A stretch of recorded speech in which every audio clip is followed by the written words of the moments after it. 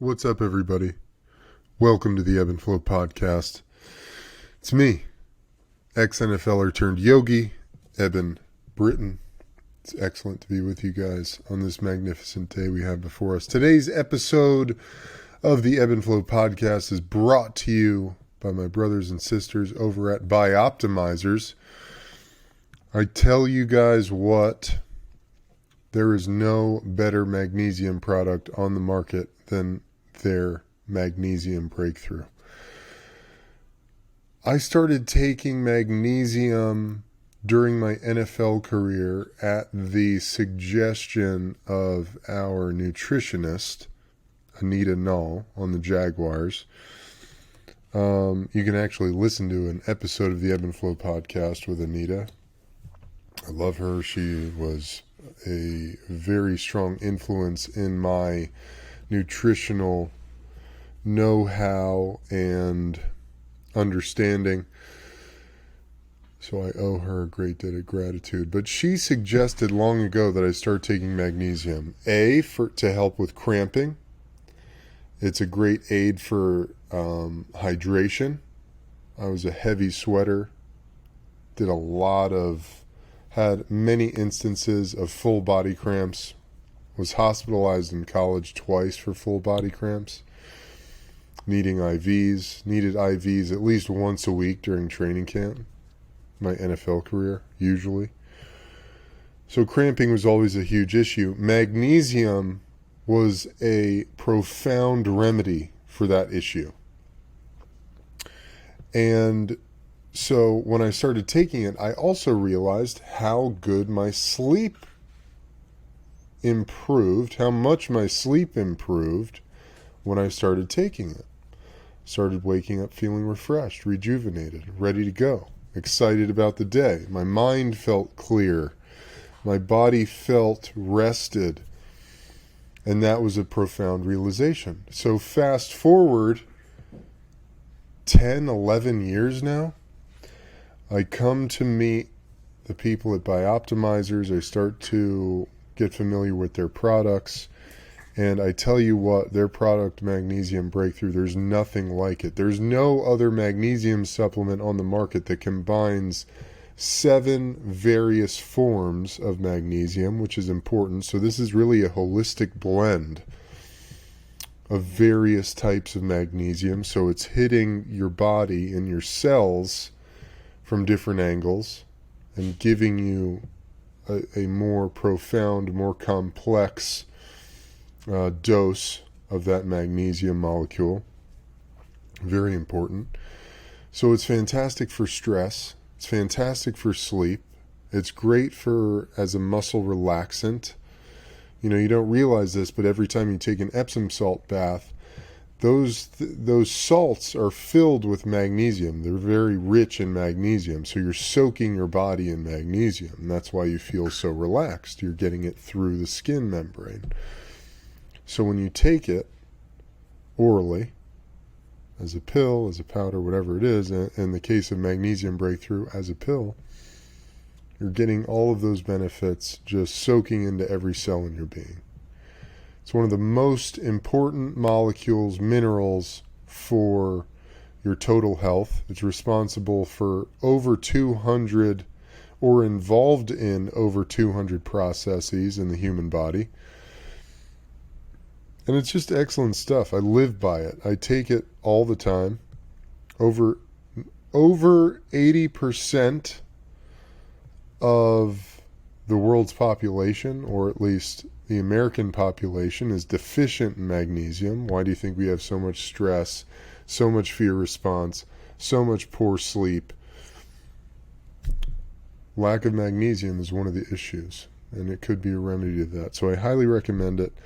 Click the link in the show notes, magbreakthrough.com/ebbandflow. Use code ebbandflow10 on checkout to get 10% off your next order. Highly recommend it. All right, enough of that. This episode is a really good one. It's something I'm super passionate about, and I'm fascinated by this topic. This is the science of happiness with Dr. Gillian Mandich. A fantastic conversation. We talk about the fundamentals of achieving a sustained state of contentment. What does that look like? Are we supposed to be happy all the time? I think that's one of the pitfalls of the Western material paradigm. I should feel good all the time. It's not really about that. The science of happiness is complex, it's deep. Dr. Jillian has great insight, great knowledge, and she shares that in this conversation. Stoked to share it with you guys. That's about it, y'all. Love to see you on Patreon. Join the Power Tribe. I am now offering Ebb and Flow coaching sessions. There are packages for one 1-hour session a month. That's on top of all the bonus content. Or you can pay for 2 1-hour coaching sessions. That's one-on-one with me to discuss whatever it is you would like. Upgrade your life, mental, physical, spiritual well-being, bounce ideas off of me. Whatever it is you're looking for, I'm here to be of service. And you can find that now on Patreon, as well as the monthly group sessions. This Sunday, July 11th, at 12 p.m. Pacific, there will be a group yoga and breathwork session live on Zoom. That's about it, folks. Would love to see you guys there. All of that stuff is in the show notes and more. Lots of love. Enjoy this episode, and I'll see y'all on the flip side. Peace.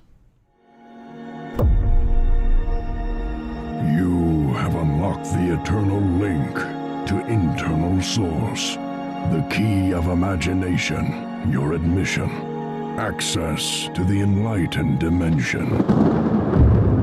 A gateway at the junction of darkness and light, the place at which the chaos of our conditioned frame of mind give way to a life in constant flux, only to be mastered through vigilant discipline. Peaceful times may come, testing times may go.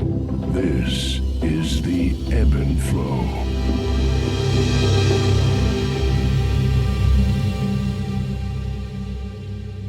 What's up, everybody? Welcome to the Ebb and Flow podcast. Super stoked for our guest today, Dr. Gillian Mandich. It's so excellent to have you on the pod. Welcome. Thank you. I'm so happy to be with you today. I came across your Instagram profile and I was immediately hooked. The science of happiness. I'm fascinated by it. A couple years ago, I was doing another podcast and we had a similar guest on. This guy was a professor at Loyola Marymount. He was studying the science of happiness as well. And I feel like this podcast that I'm doing, the Ebb and Flow, it very frequently meanders into a cultural exploration because I feel like we're in this spiritual, emotional, mental crisis as a in Western civilization in particular, whatever that means now. That might be the entire world. And I just feel like people are in dire need. People don't really have any clue. And I guess that's what I hope to dig in deep on today. What is the science of happiness? I know that's a big question, but let me tee you up here because I love this post that you had a little while ago. You believe there is no secret to happiness, but there is a science to it. Happiness is not a destination, it's a practice. Happiness is not something that we earn, it's something that we learn. The pursuit of happiness doesn't mean the goal is to be happy all the time. Oh my God. Those are preach, lady. Well, a lot of what I've learned and how I even came to study happiness began as a personal pursuit. So I started reflecting on my life when I was in grad school. I used to actually study childhood obesity. So my master's degree is actually in child and youth health. And as I moved into my PhD, when I was doing a research study, I would have to use BMI, body mass index, as a cutoff for children to be included in my study. And as I'm sure you know, BMI is calculated with height and weight. And I started thinking, because, I mean, I'm sure you can agree, and anyone listening, that the number on a scale doesn't necessarily dictate health. It may be an indication, but maybe not, right? Like, you can be living in a larger body and be fully healthy, and you can not be living in a larger body and be unhealthy. So there's more to that conversation than just how much do you weigh, how tall are you? Let's figure out if I can help you. And so I went digging into the literature, looking at like, what else can I study? What else can I use in my research to go beyond weight, go beyond a number on a scale? And I was at Pilates one day, where like all good things happen, right, at Pilates. And the woman beside me mentioned, like, casually, that her sister studied sustainable happiness. And I said to her, I'm like, what's that? I love that. And she said, oh, well, why don't you go home and check it out? And so I did. And I'm such like a data nerd. So I went deep down the literature rabbit hole, looking and reading all about happiness. And to be fully honest, I went, I don't know how old it was, like 30 years of my life without ever realizing you could actually study happiness. I didn't actually even know it was a thing. And then as I got into the actual like scientific research, I started reading how, like, when you compare happy people to unhappy people, happier people have lower rates of cardiovascular disease. They heal faster from injury. They have stronger immune systems. They tend to make better nutritional choices. They tend to sleep better, both in terms of duration and quality. And like the list goes on. And even beyond physical health, when we look at creativity, problem-solving skills, relationships, there's so many benefits that come when we are happier. And my PhD is actually in health science, and then health promotion is my sort of area of specialization. And I thought, really, when we study obesity, it's more disease management. It's not actually true health promotion, right? Health promotion is looking at what's right and how do we amplify that? How do we learn from the good and get more of that, as opposed to treat something, a dis-ease in the body or an experience that we want to remedy or fix or change or alter. And so I sat down with my PhD supervisor and I said, I don't want to study obesity anymore. I want to study happiness. And she looked at me like I had two heads. And I ended up, it was a big journey, tacked a year onto my school because I basically had to restart everything. But I haven't looked back, because from not only literature perspective, understanding how happiness actually has positive implications for our physical health, for our work, for our marriages, our relationships, our friendships, our all of that. But even like from a personal perspective, at the same time as I was doing that, I was reflecting on my life. And I was like, okay, like, Jill, are you as happy as you possibly could be? And at the time, I was going through a divorce.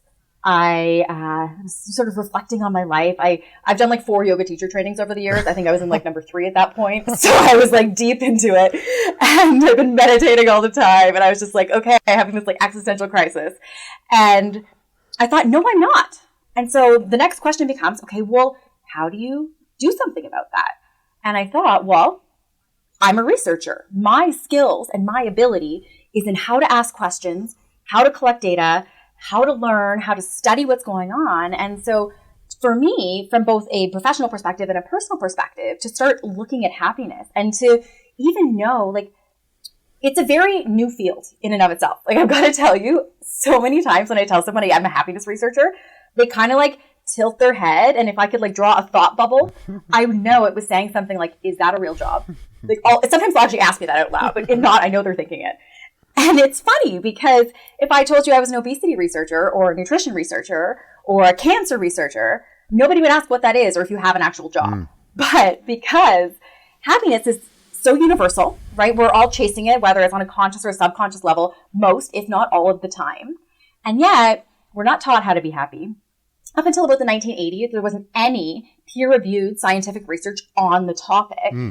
And so, yes, it's a new field. It's an emerging field. But really, when we look, we used to think that we had sort of a set point. So kind of like in a room, if you set your temperature in your room, and then it's like, okay, you know, we're a little bit hot, so we'll turn on the air, temperature go down, and then we're cold, so we'll turn it off, the temperature go up, but we kind of always stabilize to that temperature.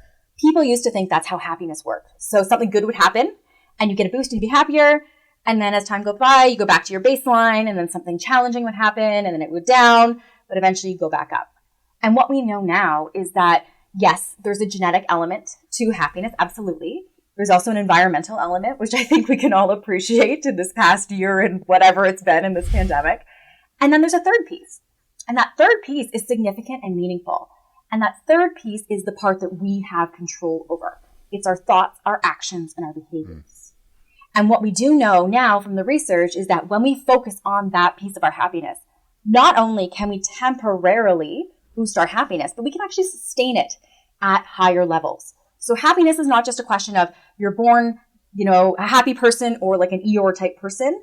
Each and every one of us, no matter how happy or unhappy we're feeling right now, have the capacity to, just like if you go into the gym and you exercise, or we can't go into gyms here in Toronto right now, but you go outside in your backyard and you swing a kettlebell or whatever. When you exercise, however that looks, you get stronger over time, right? And so happiness is kind of the same thing. It's like a muscle. So the more that you do things that make you happy, then what happens is over time you get stronger, you get happier. And so all of my work focuses on that piece of happiness. So I'm not focused on genetics because you can't really change your genetics, maybe gene expression a little bit, but very hard. Environment, I mean, you can change it, but difficult. But when we think about what's going on in our head, our thoughts, our actions, and then our behaviors, that's something in terms of what's amenable to change that each and every one of us have this opportunity to do something about that. And to now know that when we do that, we can actually not only increase our happiness short term and the byproducts of that, like I talked about, like physical health and all these different things, but also we can build our happiness muscle, and it is possible. And I think now knowing that, it's so exciting because we have this opportunity to now go beyond that into, okay, well, how do we do that? What's next?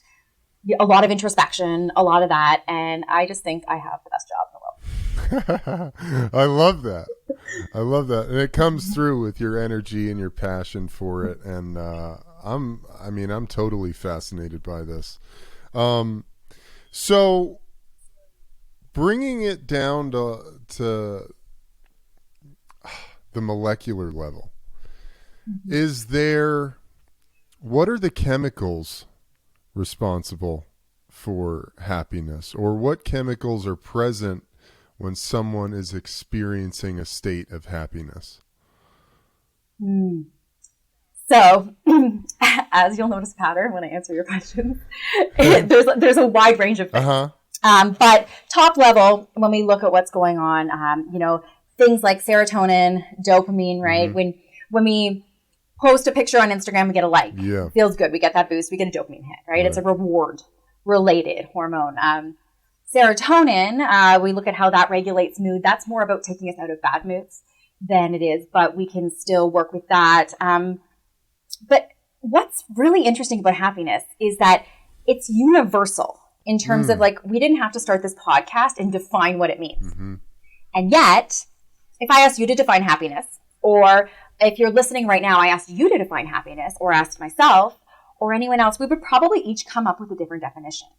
And not only that, it even gets more complicated because if I asked you what made you happy when you were 16 versus what makes you happy now versus what's going to make you happy when you're 100, it changes. So it's not like you figure out this magic formula and then you're set for life, right? It's this continuing, evolving process of self-reflection and of trying things and of living your life and really continuing to reflect and to figure out and answer that question. Because I will say, the number one question that I get asked when I tell somebody I'm a happiness researcher is what's the magic pill? Yeah, I was going to say what's the one thing, right? What's the one thing I have to do or buy or get or say in order to be happy? All the time. And the truth is there's no magic pill. Right. There's no secret to happiness. There's no one thing. And yet, we can use research to kind of point the compass in the right direction. We can learn about what things are highly correlated with happiness, but each and every one of us have sort of a different formula that is an evolving process of what makes us happy. And so I think when we start to reflect on our life and start to figure out and ask those questions, am I as happy as I possibly could be? What makes us happy? That's a great place to start because nobody can tell you what makes you happy but you. Yeah. You're the only one that knows. And so I think a lot of the thing, people just want you to hand over a pill. But if there was a pill, some drug company would be selling it and be super rich right now, right? Well, it's just not a thing. Well, they say they are. Yeah. We've got like what, Prozac and Xanax and all these things that claim to And cure all the at the ills. same time, I will say on that note too, in terms of pharmaceuticals, I get asked about that a lot too.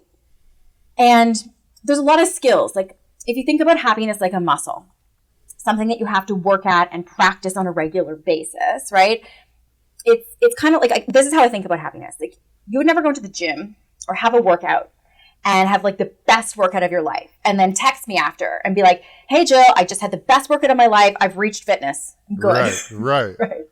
You know that the next day or two, you're going to have to go and do another workout. It may be good, it may not, who knows, but it's a practice. Yep. Fitness, health is a practice. It's the same as, nobody would ever drink a green smoothie with like all the superfoods and then be like, I've reached nutritional wellness. I don't have to eat anymore. Right? Yes. Not a thing. Yes. So part of learning about what happiness is changing the lens that we look at happiness through.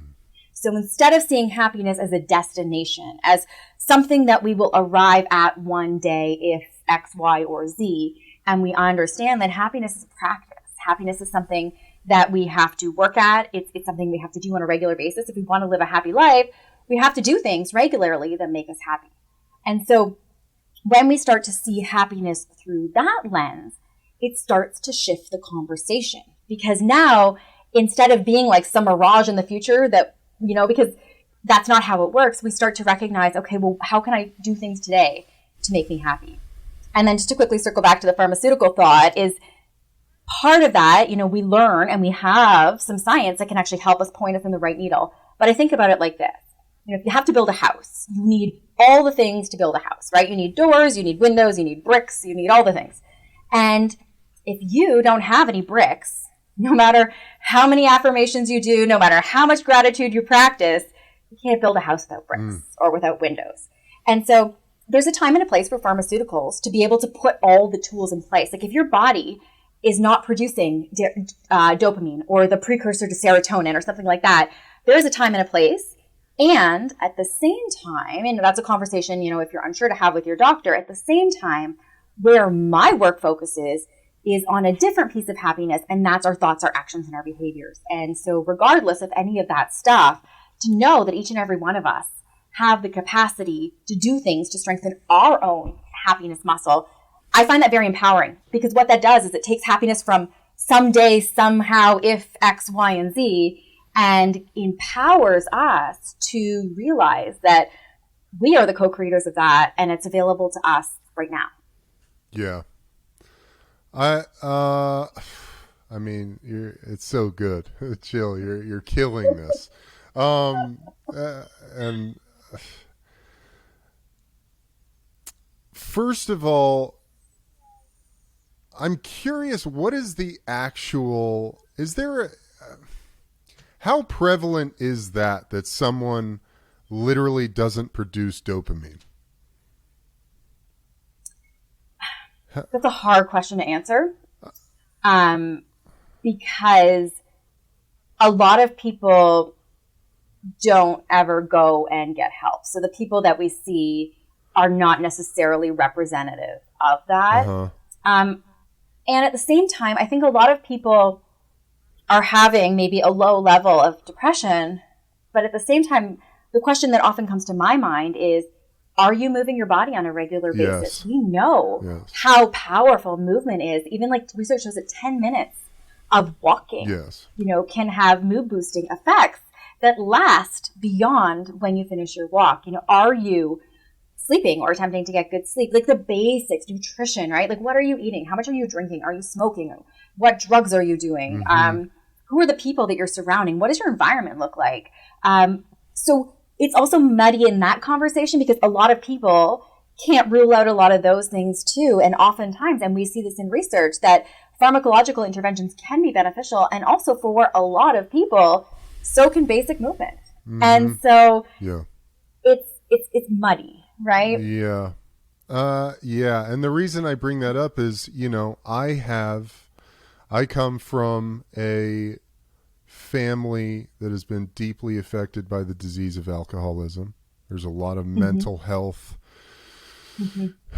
stuff in my family, a lot of depression, a lot of anxiety. I have dealt with massive panic attacks since I was 19 years old, depression for as long as I can remember. And I've taken every drug that is available, legal and non-legal, prescribed by a doctor and otherwise. I've done the Xanax. I've done the fucking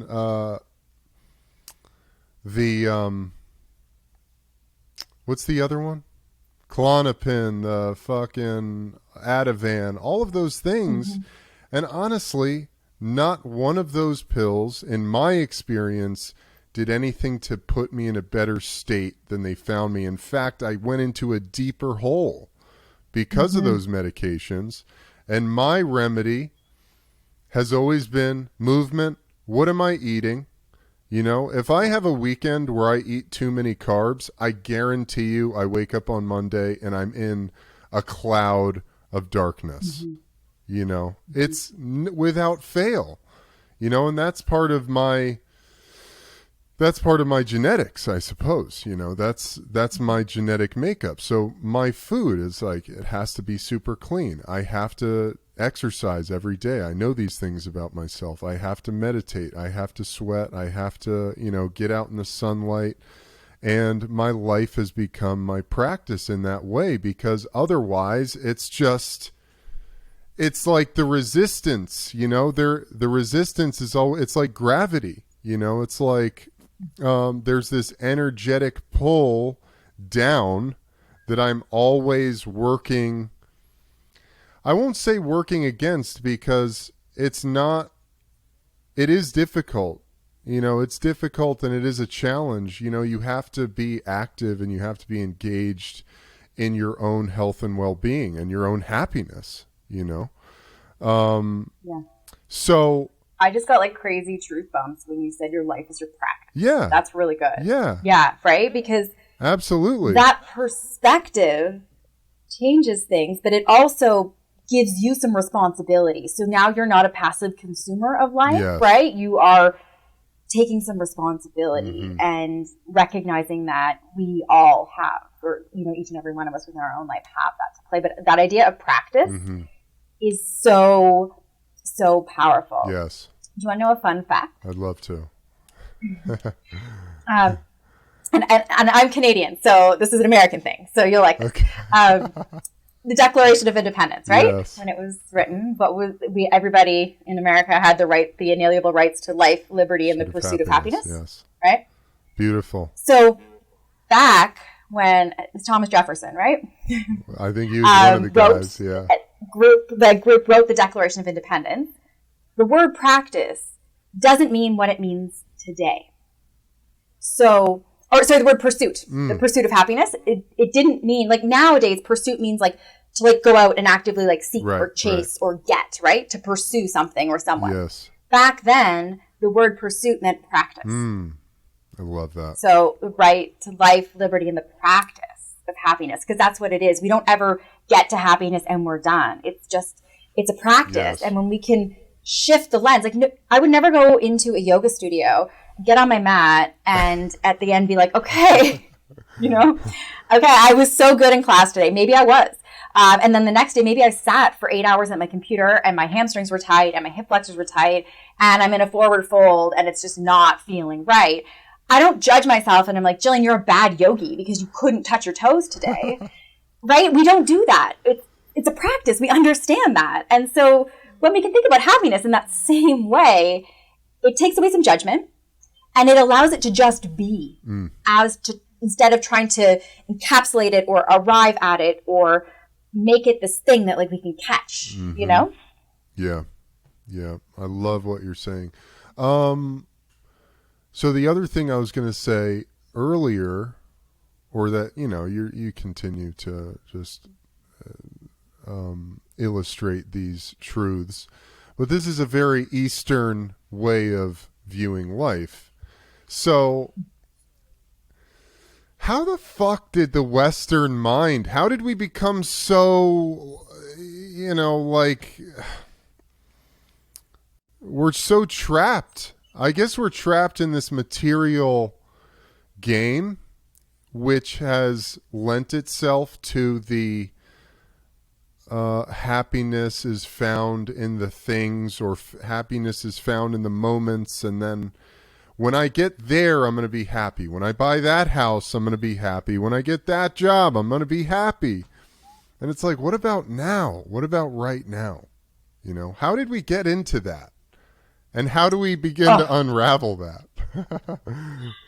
Oh, this is a big one. And I love that you brought this up because, you know, just to be clear, the conversation that we're having in a lot of my work from an academic perspective is very much a Western, North American perspective. Uh-huh. And what's interesting is if we take a step back and we look globally, what in for example, in like Asia, it's a different type of culture. We have a very individual culture, right? It's me, it's I. We reward individual performance. We reward achievement and accomplishment from an individual. If you look across the globe, it's different, right? It's very much a community perspective, right? It's not I, it's we, it's the collective. And happiness is expressed and looks differently. Like, you know, you see happiness looking as peace, contentment. Whereas here, it looks very much like end zone dance at the Super Bowl, right? A lot of times these like over the top expressions.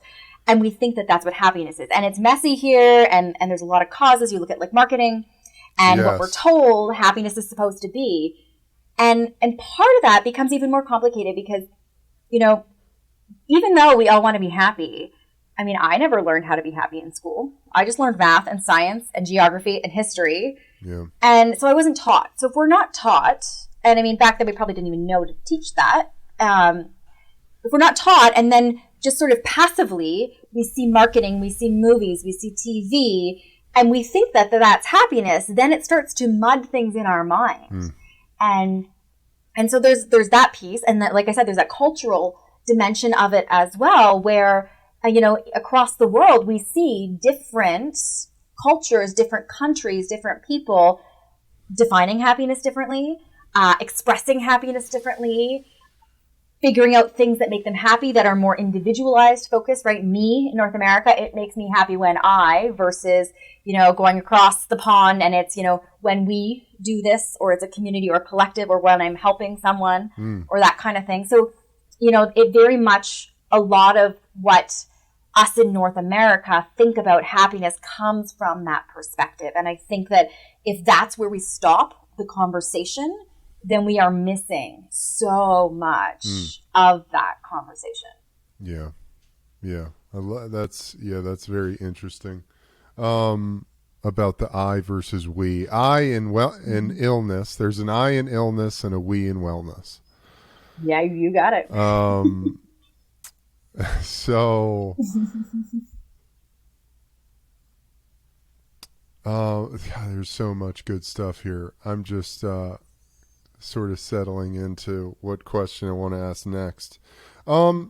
If you wanted to define happiness from an academic point of view, what does that look like? Because when you asked the question earlier, because, you know, and that resonates as so true to me. You ask 10 people what happiness is, you're going to get 10 different answers, etc. And then you brought up someone in the East, happiness might look like peace or contentment. And that's very much what I feel. If I had to narrow down what happiness is for me in some sort of tangible example, it would be like my wife asking me to do something for her, or my daughter, you know, giving me a hug. Like, those are some tangible things that I could think would trigger like a pure happiness response. But overall, to me, happiness is peace, contentment. And maybe another question for you, I guess. First answer, what is the academic definition of happiness? And then I'm curious, do you make a distinction between joy and happiness? So I put on my academic hat. Yeah. I talk about it. The definition So there's a lot of different definitions to be very in the academic literature, and there's a lot of debate among researchers, especially because people come from different fields, different specializations, what is it? The definition that I use, because when you do a research study, at the beginning of a study, you have to have operational definitions for all the terms that you're using in your study, right? You have to describe exactly what it is that you're describing. This is part of the scientific method, and you have to. So when I was going through, the definition that I most connected with, and it's commonly cited in the literature, actually comes from Dr. Sonia Lyubomirsky, who's actually out in California. She's from California. And the definition is the experience of joy, contentment, and positive well-being combined with a sense that one's life is good, meaningful, and worthwhile. So it's kind of two pieces, right? The experience of joy, contentment, and positive well-being. So it could be any of those, right? It could be elation. It could be, bliss. It could be walking out of a meditation class on a cloud. It could be any of those things. But then there's this other half with, with sort of a deeper piece, right? When we look at not just in the moment, but the sense that one's life is good, meaningful, and worthwhile. And we look and having goals and purpose is often a key piece in terms of somebody's happiness, right? You mentioned you had a daughter, I'm sure you get a lot of satisfaction from raising a human, right? It gives you purpose in a lot of ways, a lot of frustration probably too, but you get a lot of satisfaction from that. Yes. And so that is kind of the definition that I use. One that's often used a lot is the joy that you feel when you're moving towards your potential. I like that. And at first I kind of like that, and I still kind of do, but the challenge that I run into is that the moving towards. I do a lot of research with undergraduate university students. They have no idea what their potential is. Right. I taught at Western at the university I was at for 4 years. And one of the classes I taught was a first year class. I had 500 students in my class. And I would look at these and I would talk to my students, and I saw so much potential in them, but they had no idea. So how can happiness be the joy that you feel when you move towards your potential if you don't know what it is? And so that's one of the reasons that I use that definition, because it gives it two pieces, and the two pieces have a lot of range in terms of how that looks. And so I think that's a key piece too, because the other thing is there's that temporary in the moment hit, that like pleasure, sort of that hedonic version of happiness, right? That's the chocolate cake, that's the sex, that's the the in the moment, those dopamine hits. But then there's also that sort of eudaimonic, where it's more encapsulating of a bigger picture of life, going beyond just in the moment, but what am I doing? Why am I here? How am I contributing? Whatever those questions are, what is my purpose? What is my passion? All of those questions. And I, from a personal perspective, think that that's a very important part of that conversation. And it can't just stop at that. In the moment, I feel happy, because life goes beyond that moment. And, when we start to take a step back and look at the bigger picture, I think sometimes we start to reappraise some of those things that we maybe think make us happy. And what's really interesting, fun fact number 2 for the day, is right now on a scale of 1 to 10, with like 1 being like you're super not happy, to 10 being like you're super happy, the happiest you've ever been. How happy are you? Not to put you on the spot, but I am.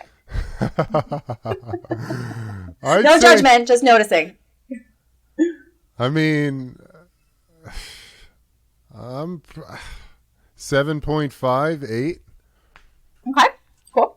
No judgment, right? It's just awareness. Yeah. So if I was then, and I get asked this question a lot, Jillian, how do you measure happiness, right? And so I will often use a lot of validated tools, like, for example, one called the Oxford Happiness Inventory or the Subjective Happiness Scale. And so I'll take my fancy tool, which is a questionnaire with a whole bunch of questions, and then I'll score it after, and I'll get a number. And that's how we do it in research.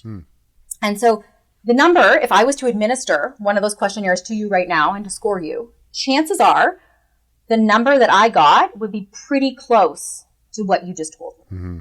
Because as humans, what we see from research is that we're actually pretty good at self-reporting our own happiness, at figuring out how happy we are.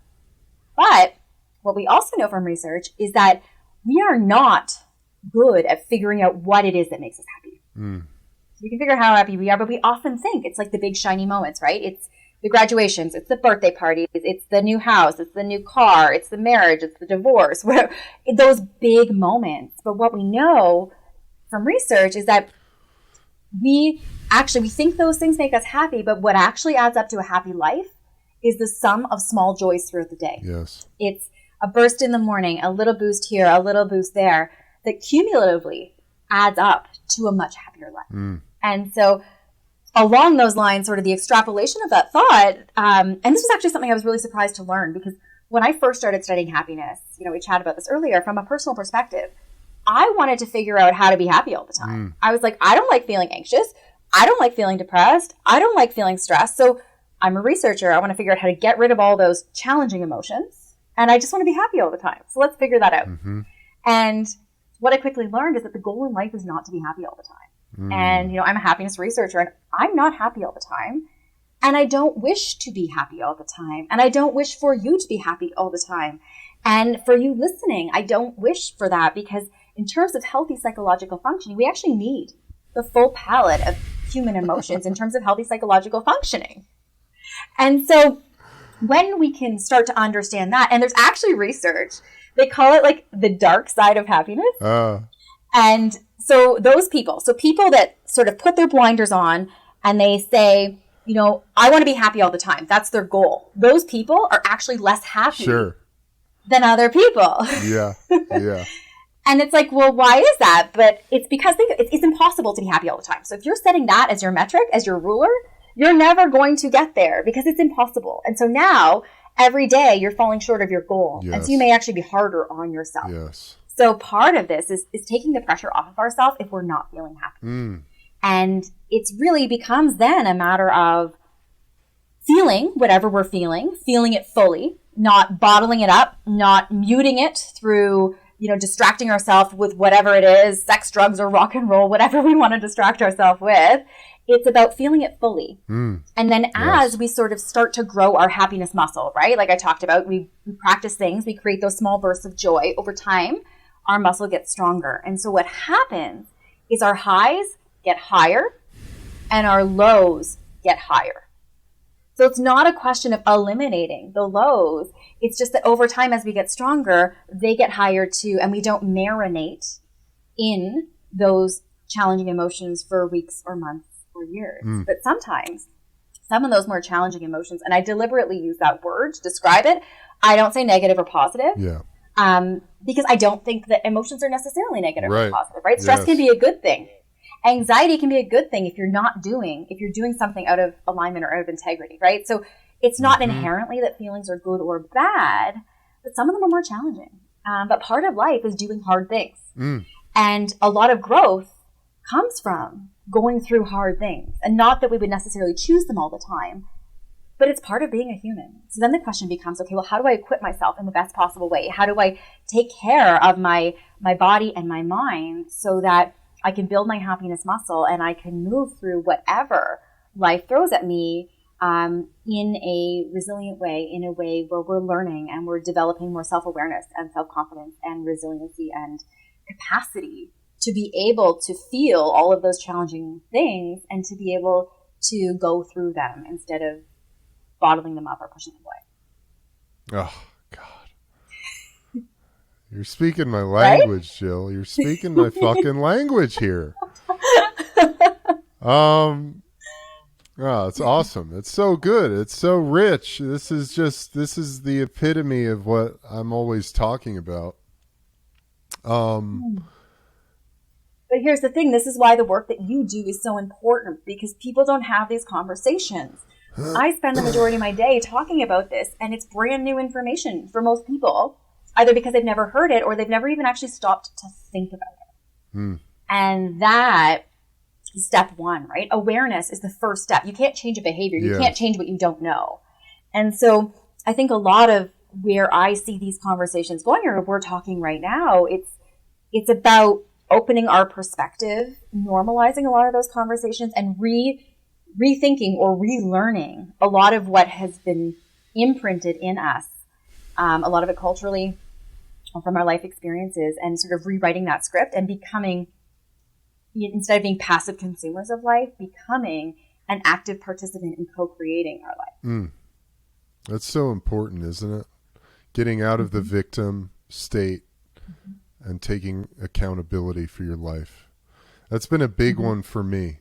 I shared this on a podcast that came out last week about this experience I had with my wife, where for the first time ever in my life and in our relationship, I expressed to her what I needed.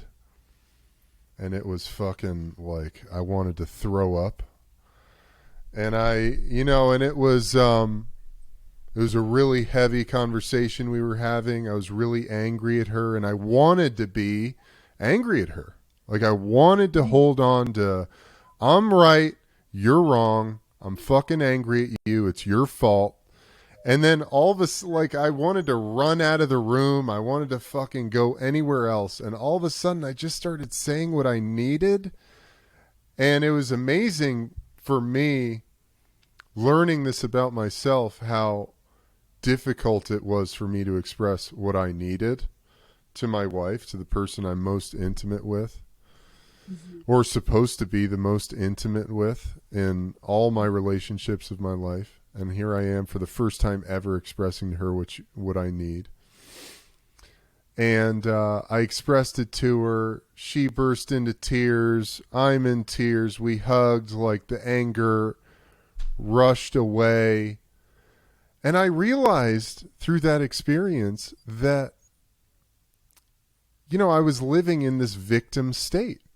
I was living in this state of victimhood because I was going, yeah, well, it's their fault. That's why I feel the way I do. And it really turned this thing for me. I was like, man, what if we stop thinking about all the external bullshit that's inhibiting us from doing or being whatever it is we think we're supposed to be doing or being? And what if we just get right to the bottom of, what do I need here? What do I want? And fucking do that. Focus on that. And that takes you out of this victimhood thing, which is so disempowering. And it puts you into this state of accountability and self-empowerment. And that's such a big thing, and that's transcended, a lot of what you were talking about. Because as you were talking earlier, I was thinking about the multi-dimensional aspects to all of this, how, you might get into this state where you think, oh, well, I'm supposed to be happy all the time, but that's impossible in the ebbs and flows of human life. Nice time. Yeah. And, you're going to experience the gamut of human emotions and energies. And just as there's light, there's darkness, the yin and yang. It's all positive and negative. It's all there to create this one thing that we are a part of. And I was thinking about how, that very deep level of that, where these things come up every day, anger, sadness, grief, anxiety, whatever it might be, and to not do the thing where you're disallowing yourself from having the experience of feeling whatever emotion it is that comes up and just allowing yourself to be in that. That's been so powerful for me in my practice of, because when we talk about happiness, I think from a Western standpoint, you think happiness is like this golden orb of human experience that's kind of somewhere out there on the horizon. Mm-hmm. But to me, when in my, over the course of my life, becoming a heavy meditator and all the breath work, and, I'm a yogi. I've been one since I was like 11 or something, when my mom started dragging my brother to yoga classes. And I just, inherently fell in love with it because it made sense and it put me in deep touch with myself. And that's always been a savior for me. It's like, oh, man, everything that comes up, everything is a lesson. Like everything is a messenger, you know? And no matter what it is, shame, guilt, sadness, anger. I deal with a lot of anger. I think it's lineage stuff. It's my parents. It's, you know, being a large man, you know, is filled with testosterone and all kinds of things, and past lives as warrior, you know, all the stuff. Like it's so multidimensional. I deal with a lot of anger. But what I've realized is it's such a powerful teacher, you know, because now I don't have to be sucked into the anger, and I can go, wow, what is this? What do I get to learn about myself through this experience of having this thing come up, you know? And I think what you said is how it begins to be unraveled. It's the bringing awareness to it. You know, you shine the light on the thing in the dark room, and now we all know where it is and what it is, and now we can do something about it. Yeah. It's like Joseph Campbell, right? The cave you fear to enter holds a treasure that you seek. I love right? that. I love that. Yeah.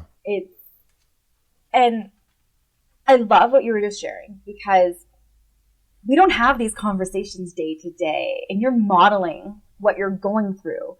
But it's like, you know, the Marianne Williamson quote, like, right, our deepest fear is not that we're inadequate, but as we let our light shine, we unconsciously give other people permission to do the same. And I think part of the work right now for each and every one of us is to go into those places, to do the work, is to not see anger as a bad thing, but everything that we're doing is signals. Like emotions aren't inherently good or bad, they're signals. Yes. Something's going great, we've got work to do, we need to face something, we're ignoring something, we're not fully expressing, whatever it is, that's what they are. They're messengers, they're messages, they're signals. They're not good or bad. And so when we can start to show up and to be honest and vulnerable and to be in that and say, okay, I'm feeling anger right now, but instead of judging ourselves for it, or instead of letting it control us or us control it, allowing it to be and to unpack that, right? Like, where is that coming from? What am I feeling? Do you have Yeah, sorry. I have two. What kinds? That was Luna. She's the German Shepherd Husky. Oh, I grew up with a Shepherd Husky. Oh, I love Kita. that. Yeah, she's beautiful. She's an angel, and she's the protector of the house. And then there's Bear, who's at my feet. He's a German Shepherd Malamute mix, and he's massive. And that's amazing. He could care less if somebody's approaching the house. It's hilarious. So yeah, sorry about that. But yes. No, that's amazing. Yes. Pets are good for happiness. Oh yeah, big time. Big time. Yeah, right? Absolutely. Well, I wanted to hit something. There's it's all so good, honestly. But last night, I was watching a Dateline. I love murder mysteries. I don't know. It's one of my vices, I guess. I'm super interested in human behavior. And this episode was about this prison break, and basically this woman who was like lifetime well-to-do, like family woman, housewife, mom, actually like a former teacher, and then like just like a community gold star person. She started this, actually a dog training program at a prison. Okay. So she ends up falling in love with an inmate. And whether or not she got manipulated by him, that's sort of a side point. But she helps this guy escape. And it was really interesting. Like, he, over the course of 6 months or something, he lost 25 pounds so that he could fit into one of the dog cages. And then she drove off the prison, and they spent like 2 weeks on the run. And she was in love with this guy. Like, she fell in love with him. And she was married and had a couple sons, and her sons were adults.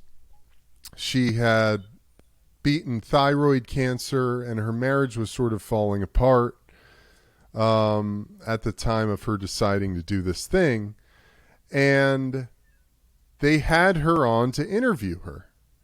And the woman, Andrea Canning, I love Andrea, God bless her. She does a great job on Dateline. But I'm listening to her ask this woman questions about the whole ordeal, right? And I'm thinking to myself, my God, this is how this cultural programming is created. Because it was a complete shaming. It was like, what were you thinking? You had a family. You could have gotten divorced at X, Y, and Z. Did you think about anyone but yourself? And here I am going, okay, this is a woman who is married. Now, the husband has a massive amount of responsibility in this situation to make his wife feel so invisible at home that she feels the need to go and fall in love, or her soul or her heart is just dying for connection, and she finds it in this inmate, you know. And second of all, I'm thinking to myself, you know, we all have these such interesting paths to walk. Mm-hmm. And looking at it from that perspective, I'm watching Andrea Canning sort of grill this poor woman. And I'm like, you know, it's so interesting when you turn the corner and you go, when you're really just following spirit, you're following the ebbs and flows, the wave of the universe. I don't normally say ebb and flow that often, by the way. It's just, I was going to say, like really, you've got the best name for your podcast. It just sort of makes sense. That's really good. But, you know, I'm like, you're grilling this woman about just following her heart and doing what she thought was best for herself at the time. And I loved her. I give her so much credit because Andrea Canning goes like, well, you just totally blew your life up. And the woman goes, well, yeah, at the time I felt like I really needed to blow my life up, you know? Mm-hmm. And I was thinking to myself, just through this whole thing, it was such a good example of the cultural conundrum of how our language affects the way we view the world. And, you know, it was like this woman was dying for connection. She was dying for adventure, excitement, energy in her life. And she did the thing that she felt was best for her in the moment. Yeah, it's super extreme. I'm not saying like, you know, go rescue a prison inmate who's in there for life for murdering somebody, obviously. But, you know, it was just a fascinating look at, wow, look at how on a, you know, massively distributed television show, mm-hmm. and this is across the board, like you said, it's in all advertising. It's in literally every single thing we watch. Mm-hmm. And because it was just being painted as so much negatives, and I'm going, you know, I don't see any negatives. I just see a person living their life to the best of their ability. And there was a lot of external things that forced her, sort of funneled her into this situation. And yet here we are with our cultural lens. We like to just, you know, grill people. We like to put people down. We like to say how this is right and wrong, you know, and that's such in regards to bringing it back to this conversation, that's such the antithesis of sustained happiness, isn't it? Yeah, mic drop. No, it's true. Like, yes, because so often, and I think we don't even necessarily realize that we're doing it a lot, because I do feel like part of the work right now is to wake up instead of being robots, right? That's sort of going through the motions of life as opposed to being an active participant in your life. But then we live in our little bubble and we project what our ideal is onto somebody else, which one, did we even stop to question if that's right? And then two, it's completely unfair to look at somebody else that hasn't walked in your shoes, hasn't gone through what you did, hasn't experienced what you have, and to judge. And a lot of unhappiness comes from judgment, right? Whether it's judgment of self, right? Like social comparison, whether it's scrolling Instagram and seeing somebody else and judging yourself, whether it's judging your partner, your friends, yourself. And so like this idea of self-compassion, like self-compassion and happiness are highly correlated. And I don't think we are kind enough to ourselves. And we set the precedent for how other people treat us based on the example that we show of how we treat ourselves, whether we realize it or not.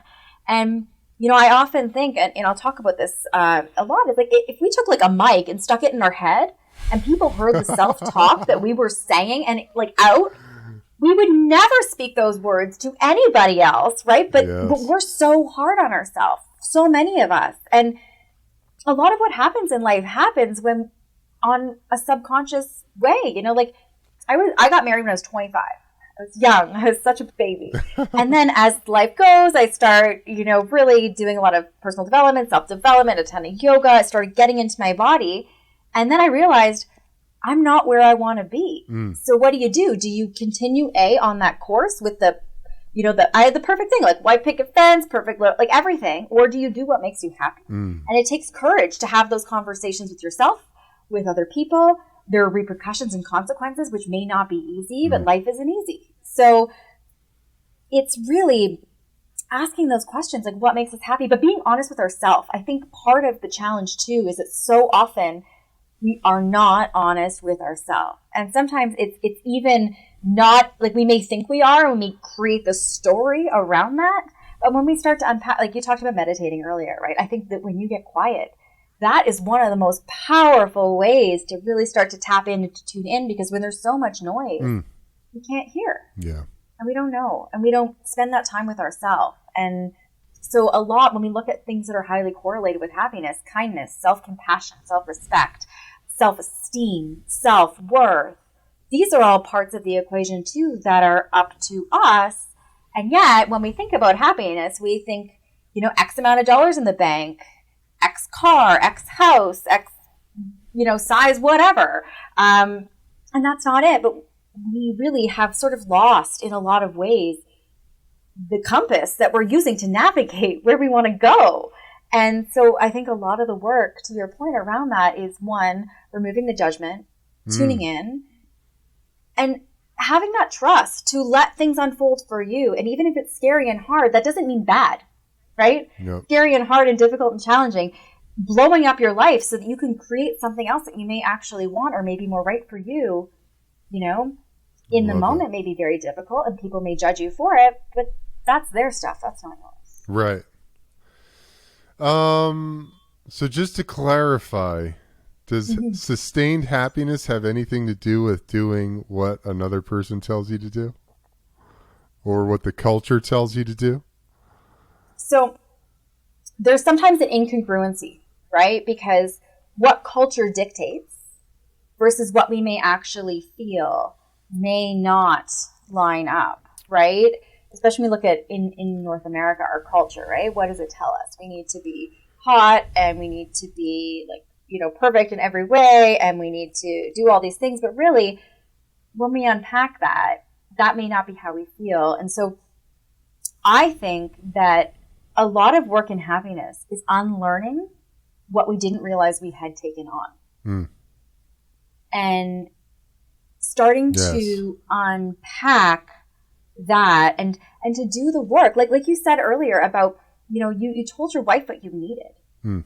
And how many years did it take for you to say out loud to the person in the world that is the safest space that you have, the most trust that you have, and you're somebody that does the work. And so, right? You know what I mean? Yes. So like, we all need to take a big exhale and just have some like compassion for ourselves, that it's a journey and it's an iteration and there's layers, right? And I think one of the best things we can do is treat ourselves the best way we know how right now, because we model that for other people. And by doing that, by doing those things, by showing up, by having you share what you shared in a, you know, a public place on a podcast, there are people that are healing from that and hearing that. And it's a light bulb, because, you know, oftentimes it's like, you know, when you have these like aha moments and you're like, that was right in front of me. How did I not hear that? And even sometimes it's like cliches, like, you know, that like saying on the door, like home is where the heart is.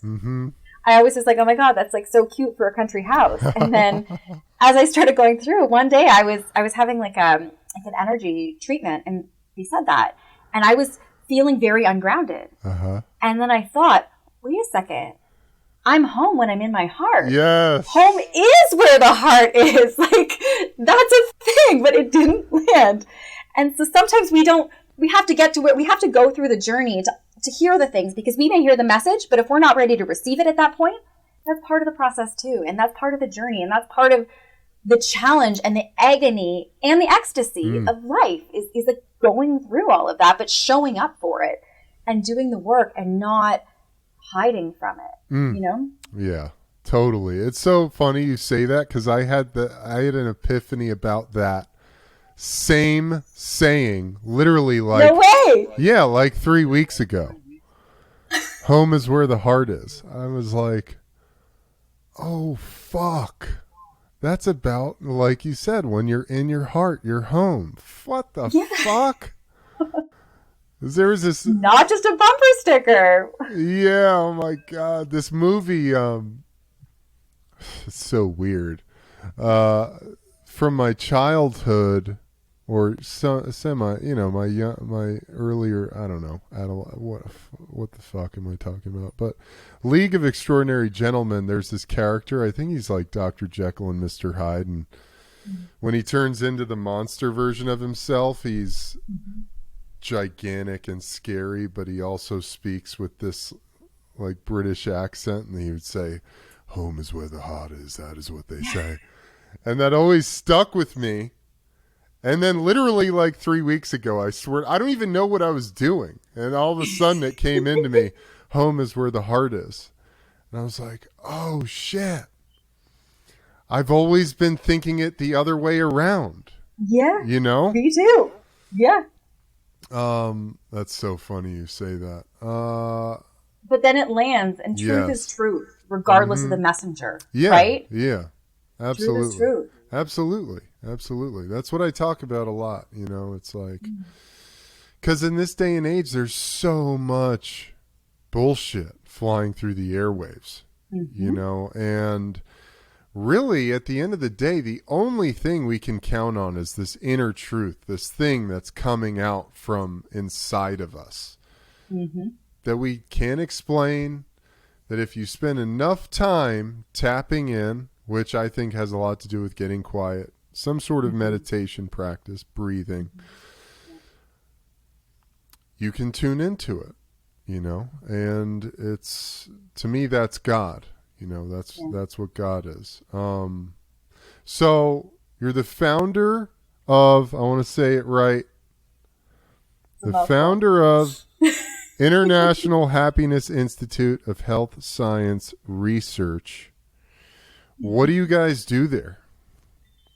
So, okay, first of all, I don't even know how to follow what you just said. Yeah. So good. What happened was, when I was on the traditional academic path. You get a PhD, you become tenured, you teach at university.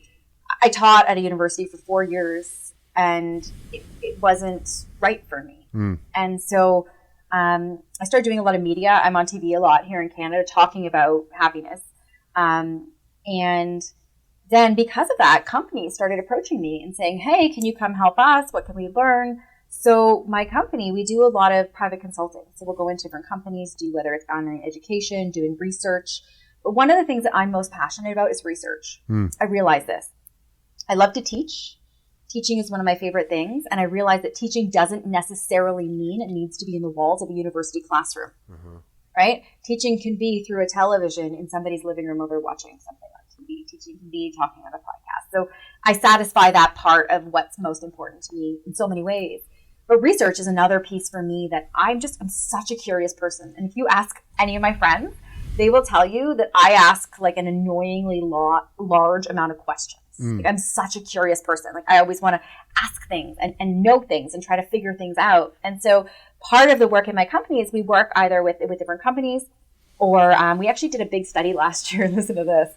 So in January and February, a colleague of mine, Dr. Ramit Billen, and I did a study. We partnered with the Canadian Mental Health Association. So it's a very large mental health organization in Canada, and we looked at happiness in the workplace in January and February of 2020. Oh my God. And March 20th is the International Day of Happiness. And so here in Toronto, I think it was like the 16th or the 17th of March is when we had our like first like lockdown, like the whole thing. And I had like booked every single media outlet in Canada on the 20th, like the biggest day. And I call she's a colleague, but she's also one of my best friends. And I'm like, can I swear on this podcast? Of course, I do. Okay. It's like, what the fuck are we going to do? We are talking about happiness. Nobody's happy. And we're talking about the workplace, but nobody has a workplace because we're all on lockdown. Oh my God. What do I do? So we ended up having to cancel everything because we're like, this is not a relevant, nor is it a helpful conversation at this point. And so then we kind of went through everything and I was like, oh, what a waste. And then as things unfolded, I thought, no, wait, the beauty of research is that it's just data. It's just information. And we have information of where over 1,100 Canadians from across the country were right before the pandemic. And it wasn't good then. So now we're going to do a second follow-up data point once things go back to quote-unquote normal, whatever you want to call it. Yeah. And so a lot of the work that I do is really about learning and asking questions and being curious and trying to help move the conversation forward, to move the needle forward, to help each and every one of us start our own personal journey towards happiness. And what I can do as a researcher is not tell you what you need to know to be happy. But what I can do is I can offer different tools and strategies of things that are effective for a lot of people. And what that can do is it can give you a starting place to try different things, right? Some people practice gratitude and that makes them really happy. My brother, you know, he's Mr. like hardcore business. Like if I told him to practice gratitude, he would not have nice things to say to me. But I could tell him to go for a walk, right? Like, so there's different things. And so, you know, I really see my work and all the work that my company does is really helping people to live happier and healthier lives. And by applying rigorous scientific research, by collecting data, by learning more, by adding to the conversation, we're all helping to move the needle forward, both on an individual level, but also on a collective level, right? We're better together. And you know, research out of Harvard actually found that our happiness spreads 3 degrees from us. So a lot of times people will say to me, it's a really selfish thing. Like, I don't want to be selfish because I don't want to focus on my own happiness. You know, I need to take care of other people. I've got my kids, I've got my partner, I've got my whatever. But really, when we actually look at the research, focusing on our happiness is one of the most selfless things that we can do. Because when we're in a better place, we can't give what we don't have, first of all. Second of all, when we're in a good place, like, you know what it's like to meet somebody and they are happy and they are smiling and you leave and you feel energized by them. Yeah. And then we also know what it's like on the other side to meet somebody and you leave and you are so drained and you feel like exhausted. And so not only does how we show up in the world affect us from like a physical perspective, like we talked about at the beginning, but it affects the people what we meet, but it also affects the people that they meet. And I think right now, especially when we have so much going on in the world that, you know, is going on, one of the things that I keep asking myself is, okay, well, how do I show up? Because I can't change a lot of what's going on, but I can focus on myself. And when I focus on my happiness, when I do those things, I'm modeling that for other people. And I'm also touching the people that I meet and the people that they meet. And the ripple of that, the halo of that, the butterfly effect of that, whatever you want to call it, it may seem, you know, very trivial or fluffy. And at the same time, a lot of people say those exact things about happiness. And yet we know that happiness is not this trivial, fluffy thing. It actually has major consequences for our physical health, our mental health, our work, every part of our life. And so when we can give ourselves that gift of being able to take care of ourselves, the effect of that really does go far beyond us. And so we think about, you know, when the Buddha says, like, be the change you wish to see in the world. That's where I start. You know, you start with yourself, right? It starts with you. And it spreads. And so that's kind of a really long-winded answer of saying what we do is we take research and we help people so that they can do that in their life. No, it's awesome. It's so good. I believe that 1,000%. I've seen it myself, what you said. I mean, the ripple effect of your energy goes far beyond what you could possibly even imagine, you know? And I love that. And I think it's so true. I see it more and more all the time.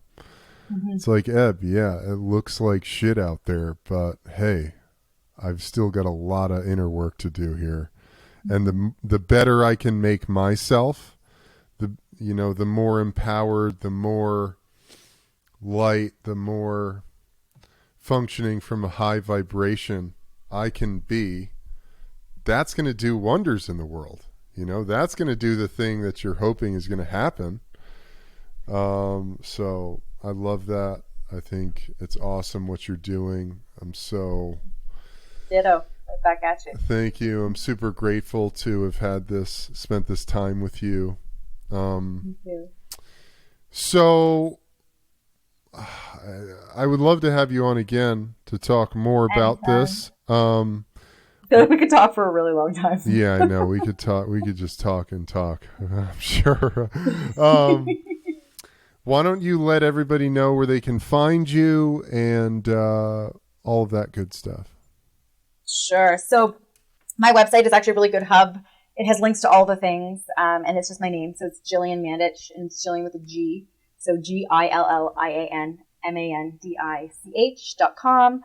My social on all the socials except for TikTok, I haven't gone there yet, is at Gillian Mandich. So that's where I live. Amazing. I'll have all that in the show notes for sure.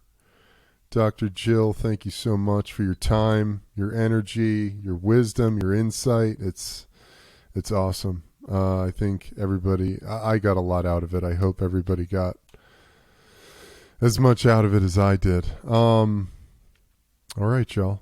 Thank you so much, Dr. Jill. Hold on a second. Don't go anywhere. That's